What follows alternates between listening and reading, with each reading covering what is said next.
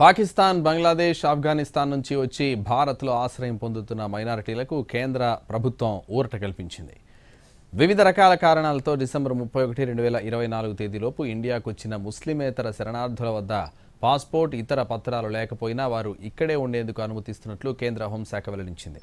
ఆయా దేశాల నుంచి వచ్చిన హిందువులు, క్రైస్తవులు, సిక్కులు, జైనులు, బౌద్ధులు, పార్సీలకు భారత పౌరసత్వం కల్పిస్తామని పేర్కొంటూ నోటిఫికేషన్ జారీ చేసింది. అయితే గతేడాది అమల్లోకి వచ్చిన పౌరసత్వ సవరణ చట్టం ప్రకారం 2014 డిసెంబర్ 31 కంటే ముందు పాకిస్తాన్, బంగ్లాదేశ్, ఆఫ్ఘనిస్తాన్ నుంచి వలస వచ్చిన ముస్లిమేతర శరణార్థులకు మాత్రమే భారత పౌరసత్వం కల్పించనున్నట్లు కేంద్రం వెల్లడించింది. తాజాగా ఈ పౌరసత్వం నిబంధనలకు సడలింపులు కల్పిస్తూ ఈ నిర్ణయం తీసుకుంది.